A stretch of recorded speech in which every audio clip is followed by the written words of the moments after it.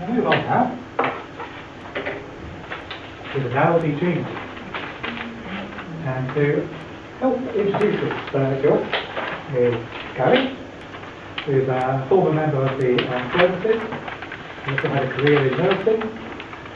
Now he's a counsellor for invisible injuries such as post-traumatic stress disorder, along with studying wisdom literature for the ages, Reiki Master and Ericksonian hypnotherapy. So I can introduce you to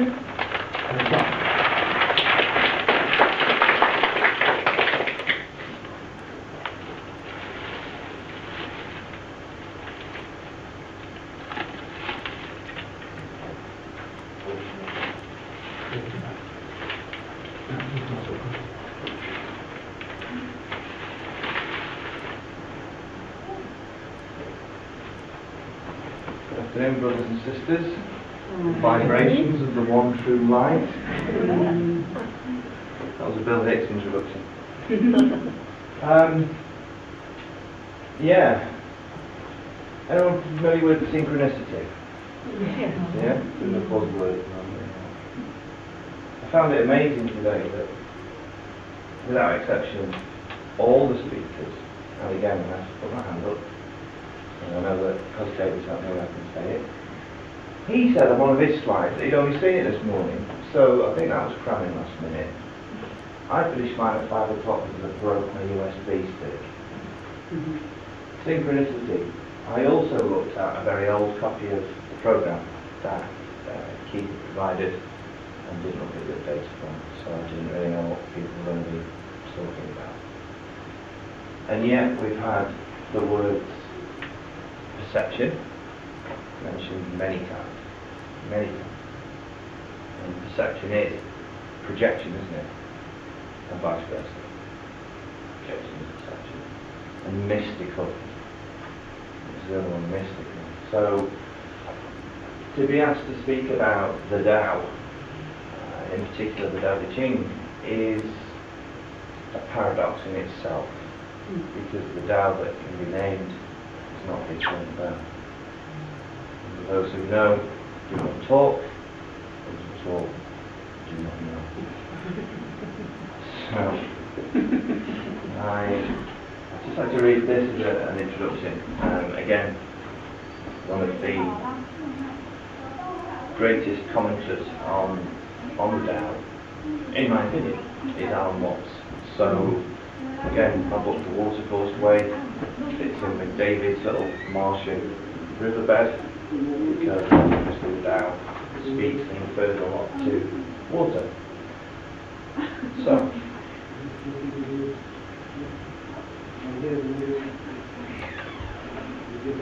Chao Chu asked, what is the Tao? The Master, and Chen replied, your ordinary consciousness is the Tao. How can I return in accord with it? By intending to accord with it, you immediately deviate. But without intention, how can we know the Tao? The Tao, said the Master, belongs either to knowing nor not knowing. Knowing is false understanding. Not knowing is blind ignorance. If you really understand the Tao beyond doubt, it's like the empty sky. Why drag it right and wrong? Some profound words there. So, the Tao Te Ching. Michelle, would you like to know? Of course, in Miracles. You can read it after it.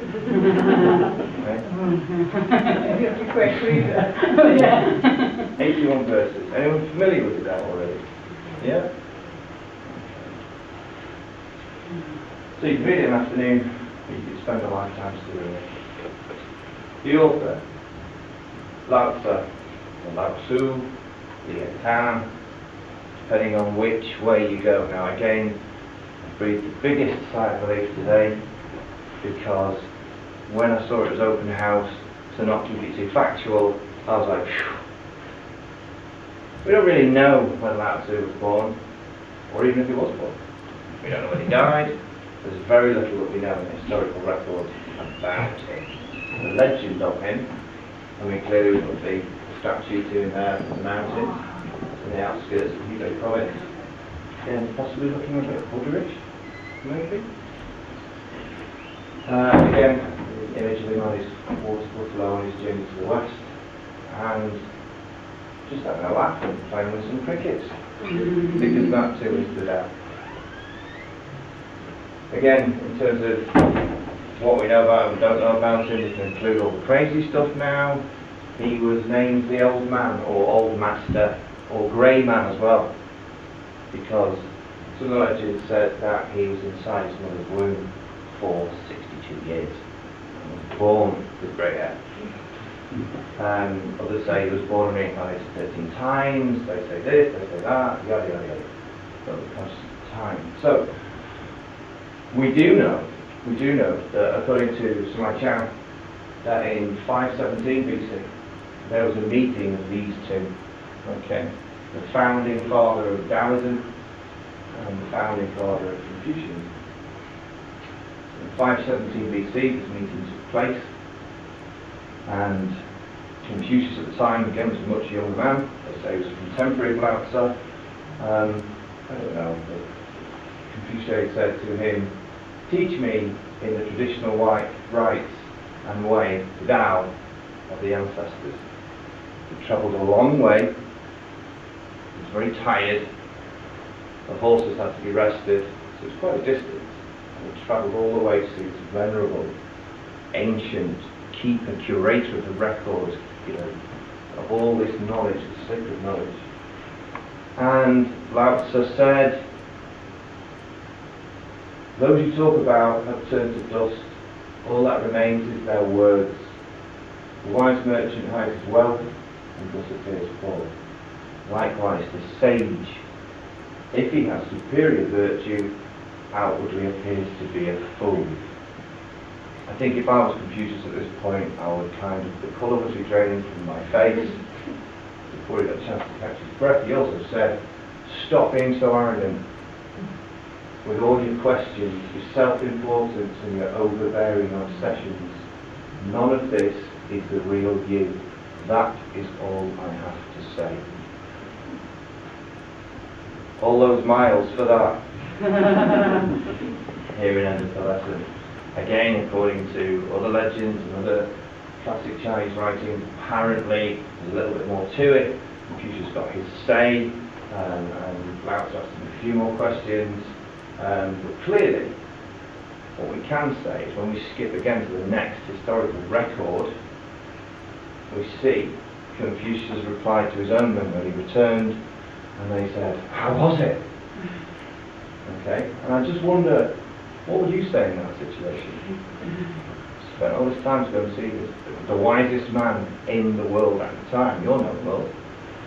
Well, this is what Confucius said. "I know that birds fly, fish swim, and animals run. Creatures that run can be trapped. Those that swim can be caught in nets. Those that fly can be shot down. But what to do with a dragon?" Look at that! Cool story, needs more dragons, bro. I don't know why, just now actually. What to do with a dragon? I do not know. It rides the clouds and the wind. Today I met Lao Tzu, and he is like a dragon. So, we know that during the time period we were in what was called the Warring States. There was a lot of moral decay, there was a lot of very unpleasant things going on. Lao Tzu was a very private man, very private individual. He studied the Tao, but he liked to keep himself to himself very much. So he withdrew from society and started on his journey to the west. Obviously, symbolically, the journey to the west means the afterlife. He's going to go on to the next state of being, passing over into spirit. So again, he has this meeting with Yin Hui, Kuan Yin, Shang Ji, according to which translation you read, but he was the keeper of the pass, and he controlled the barrier to the gate out of the kingdom. And again, according to the text, we know he said this: "You are about to withdraw yourself out of sight. Let me insist on your first composing for me a book of your wisdom." So again, Lao Tzu, the grumpy old man, complied. And so again, the legend says, on this Lao Tzu wrote a book at night in 2 parts, setting forth his views on the Tao and its attributes in 5,000 characters over 81 verses. Again, beautifully segueing into David's piece, we got to see some of the ancient Chinese calligraphy this morning. 5,000 characters into 81 verses. To book this size. This book is no different from other books in that it's a dead thing, but you can bring it to life if you put into practice what is written in it. Those are the last recorded words of Lao Tzu. And again, then it's into the legend and more folklore.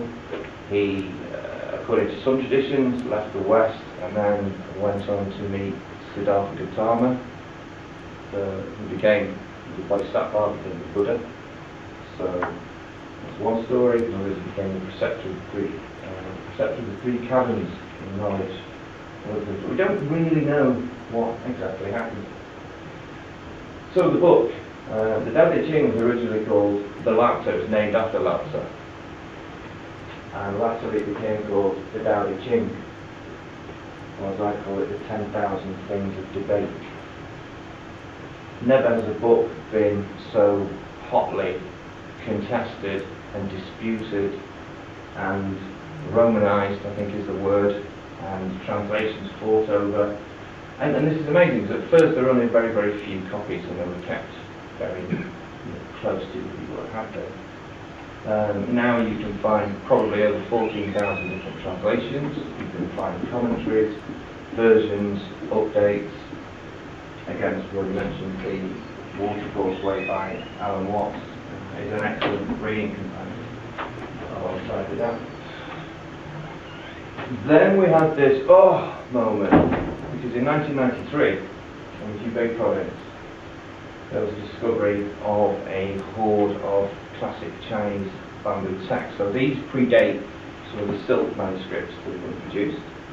So again, they knew that they were old, they knew that they were legitimate, they knew they were back to source, if you will.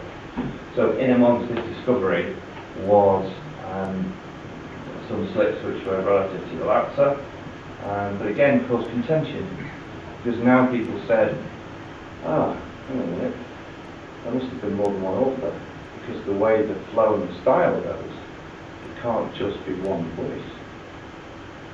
And then some of the others said, no, what's happened is somebody's broken into the cave, nicked the bits, copied out, God, what did it say there, and then put it back in, and so there's this controversy that raged on after it. Again, probably no different to today, the Bible. The Bible is one of the most popular books in the world. How many different translations are there? How many different versions are there? How many arguments are there over textus receptus versus textus thyssus, etc., etc. So,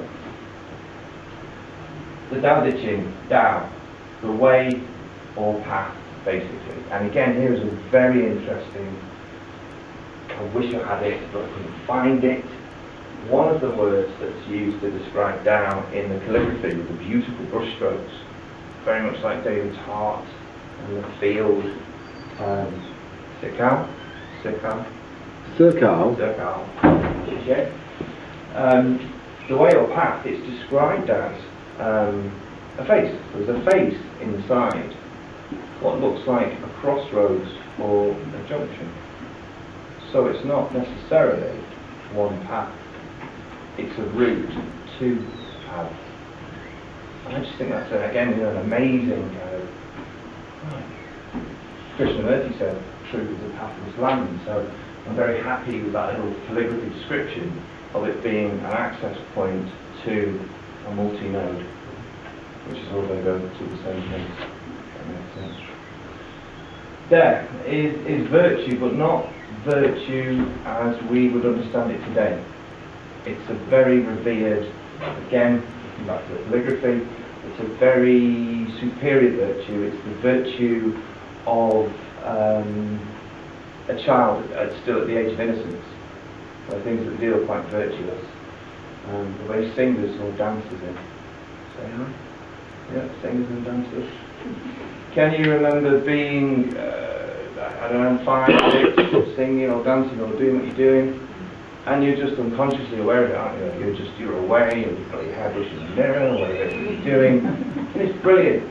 But the minute the adults and grown-ups see it, and like, does with the camera, and the camera comes onto them, the focus and the attention and the awareness comes on, then the virtue disappears, because it's being observed. So there means virtual Tao Ching, obviously book, also means classic. So what we've got is the classic of the way and its virtue. Again, a quote from Alan Watts about the Tao Te Ching. I would do my Alan Watts voice, channeling Alan right now with people run out of building. So, the Tao Te Ching is a book written for several purposes. You may take it as a guide to mystical understandings of the universe. You may take it as a dissertation on the principles of nature, almost a handbook of natural law. Or, you may also take it as a political book.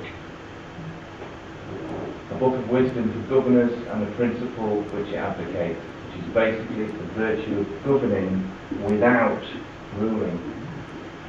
This applies to governing your own body and mind, as right up to governing countries. Again, I know we're kind of rushing through this, but you're all on a fast track, advanced Tao Te Ching. But what a brilliant description. I can't disagree with it. I can't disagree with Alan's summing it up there. Again, a lot of people say to me, why do you choose this particular translation? Okay, anyone remember the Hubei province's tomb discovery? Yeah? No? Found some slips and said it was this and then. So basically anything which was pre-1972 publication would not include, and 1982 wouldn't have included the discovery in Hubei province. So what we're getting is the latest downloaded, updated version. Sages and Masters. There is reference to the sage and the master throughout the Tao Te Ching. But the master is never used in a context as in mastery over others. It's to master towards the self. And then we have the sage, which is more of the advisory role. Masculine, feminine. Again, there's a lot of traditions where we have a very male energy Godhead, yeah, where God is the white man on the clouds or whatever it might be. In the Tao Te Ching, there is this shifting between masculine and feminine energies all the time to make it almost, the gender is not the issue, but when you read it in the right context, you know, when the compassion and the healing is being applied, you can see the feminine energy, you can feel it lifted off the pages. And again, when it comes to the masculine, that's all alpha energy stuff, soldiers warring. Because again, there's lots of references in the Tao Te Ching to warring, because it was written during the Warring States period. It's natural to find that in there. Wu Wei. Anyone familiar with the concept of Wu Wei? Wu Wei is non-doing, is acting by not acting. It is effortless effort. Yeah, so it's a bit of a paradox. But Wu Wei is a very central theme in the book because it will refer to masses and say the one that doesn't use force, the one that learns to not act. So it's a bit like a response mechanism. The flow of the translation, this particular one. The book essentially is split into two parts. The first 40 verses are really all about the Tao, and the last 41 verses are more about death and the application of death. So, Tao Te Ching, what is the Tao? I mean, to try and narrow down your favourite verses out of 81 is impossible. And Keith first asked me about this. Is anyone familiar with Douglas Adams? Yes. Yeah. So describe the Tao, I felt like saying 42. Okay, so the Tao that can be described is not the eternal Tao. The name that can be spoken is not the eternal name. The nameless is the boundary of heaven and earth. The named is the mother of creation. Free from desire, you can see the hidden mystery. By having desire, you can only see what is visibly real. Yet mystery and reality emerge from the same source. The source is called darkness. Darkness born from darkness, the beginning of all understanding. Again, just allow whatever of the Tao to sink in. People say darkness. To me it says dark matter. It's a topic, but it's again, perhaps worth considering. Clear as mud up to now?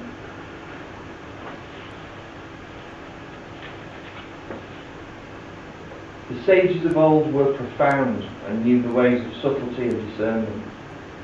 Their wisdom is beyond our comprehension because their knowledge was so far superior, I can only give it a poor description. They were careful as someone crossing a frozen stream in winter, alert as if surrounded on all sides by the enemy. Courteous as a guest, fluid as melting ice, whole as an uncarved block of wood, receptive as a valley, turbid as muddied waters. Who can be still until their mud settles and the water is cleared by itself? Can you remain tranquil until right action occurs by itself? The Master doesn't seek fulfillment, for only those who are not full are able to be used, which brings the feeling of completeness. A nice little analogy there, which these are some classic Buddhist schools and other schools of meditation. We use the example of the muddy glass of water. You stir it up and you stir it up and you stir it up, and then eventually it settles down and the mud sinks. Clarity of the water rises. Lovely metaphor and analogy. 16.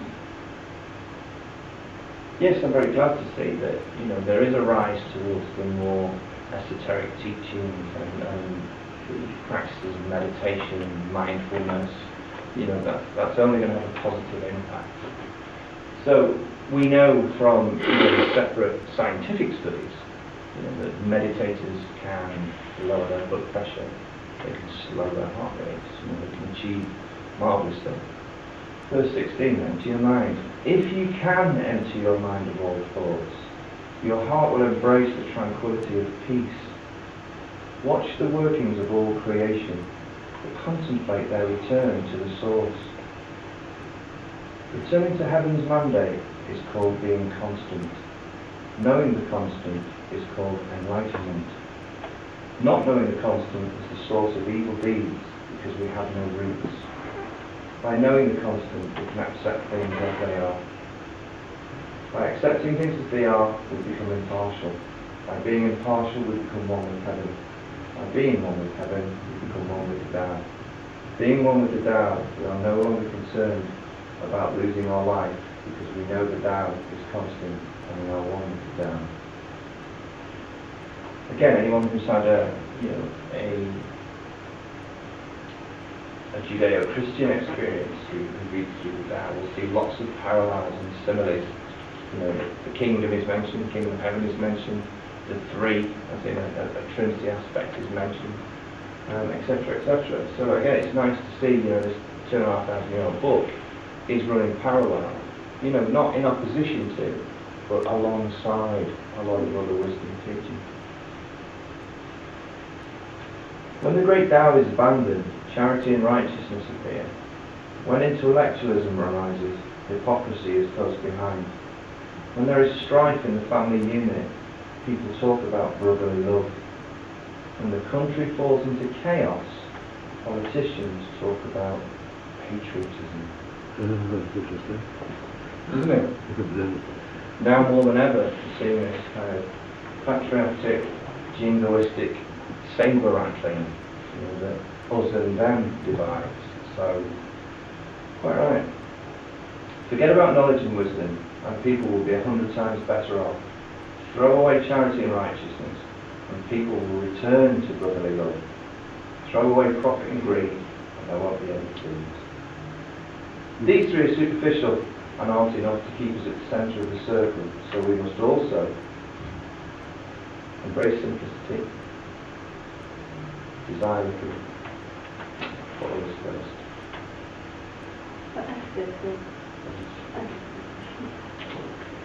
Then over there.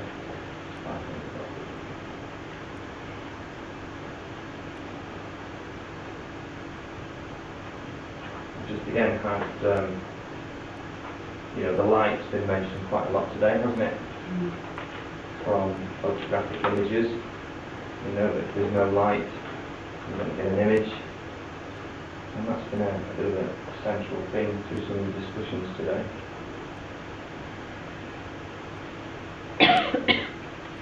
The Master is willing to help everyone and doesn't know the meaning of rejection. She is there to help all of creation and doesn't abandon even the smallest creature. This is called embracing the light.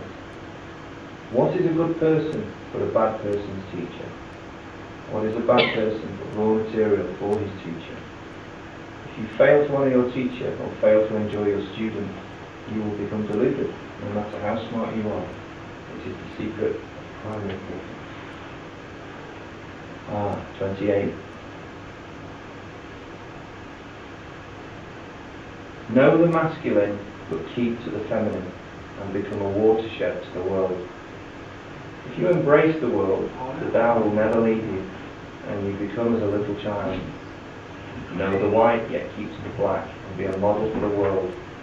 If you are a model for the world, the Tao inside you will strengthen you, and you will return whole to your eternal being. Know the honourable, but do not shun the disgraced, embracing the world as it is. If you embrace the world with compassion, and your virtue will return you to the unified flow.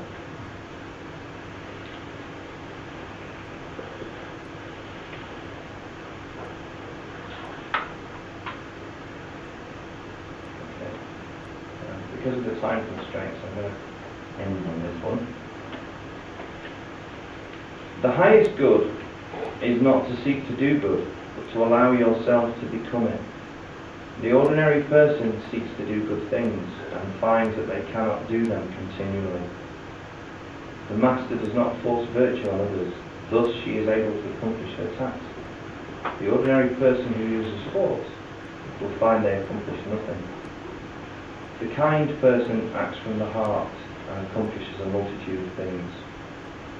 The righteous person acts out of pity, yet leaves many things undone. The moral person will act out of duty, and when no one responds, will roll up his sleeves and use force. When the Tao is forgotten, there is righteousness. When righteousness is forgotten, there is morality. When morality is forgotten, there is the law. The law is the husk of faith, and trust is the beginning of chaos. Our basic understandings are not from the Tao, because they come from the depths of our misunderstandings. The Master abides in the fruit and not in the husk. She dwells in the Tao and not with the things that hide it. This is how she increases in wisdom. I've run massively over time for some reason, but I will sum it up just very briefly. The Tao Te Ching came to me at a time in my life when I probably had what most people refer to as a crisis of faith. So it came to me at a very good time. Like I say, you can read it in an afternoon, clearly you can't present it in an afternoon. And I'm sure that out of the 81 verses, there is a verse in there which will harm them. That conscious breath. I would obviously be delighted to speak more about it to anyone who wants to discuss it. And I'm very sorry for no time, but thank you very much for the opportunity.